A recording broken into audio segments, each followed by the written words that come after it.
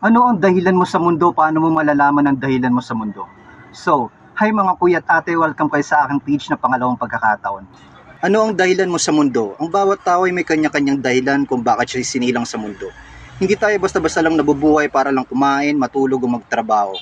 May mas malalim na dahilan kung bakit tayo naririto. Ang dahilan ay parang layunin o ang sinasabi ng iba ay purpose. Ito ang sagot sa tanong na, para saan ba ako? Para kanino ba ako nabubuhay? Maaaring ang dahilan mo ay maging isang mabuting anak, kaibigan, magulang o tagapagturo. Maaari rin ang layunin mo ay magpatawa, magpagaling ng may sakit, tumulong sa mga nangangailangan o magbigay ng inspirasyon sa iba. Ang bawat isa sa atin ay may mahalagang papel sa buhay na ito.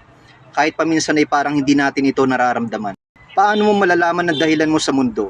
Hindi madaling malaman agad ang dahilan mo sa buhay mo.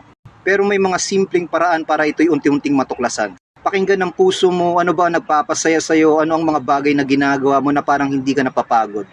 Madalas naroon ang sagot, kung masaya kang tumulong sa iba, baka ang dahilan ay maglingkod ka. Kung mahilig kang magsulat o magkwento, baka layunin mo ay magbigay ng liwanag sa buhay ng iba sa pamamagitan ng mga salita. Tingnan ng mga karaniwang nangyayari sa iyo, may mga bagay ba na paulit-ulit na nangyayari? Halimbawa, palagi ka nilalapitan ng mga tao para humingi ng payo o tulong. Ibig sabihin baka may regalo ka sa pakikinig at pagbibigay lakas. Minsan sa mga pang-araw-araw na karanasan naroon ng palatandaan.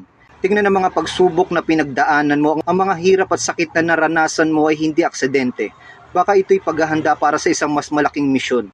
Halimbawa kung nakaranas ka ng matinding lungkot noon pero nalampasan mo, baka kaya mong tulungan ng iba na dumaranas ng kaparehong lungkot.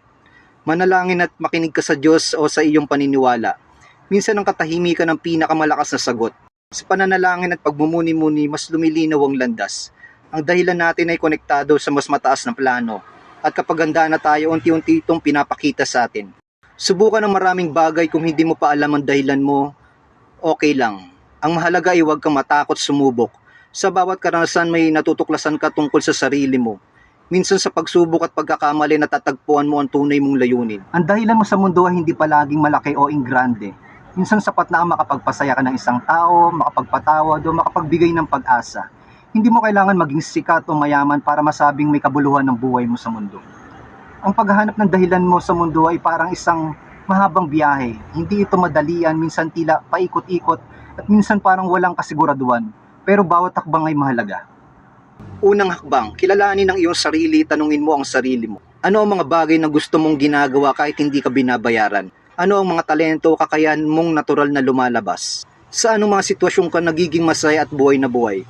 Ang pagkilala sa sarili ay unang susi kasi hindi mo malalaman ang layunin mo kung hindi mo malalaman kung sino ka.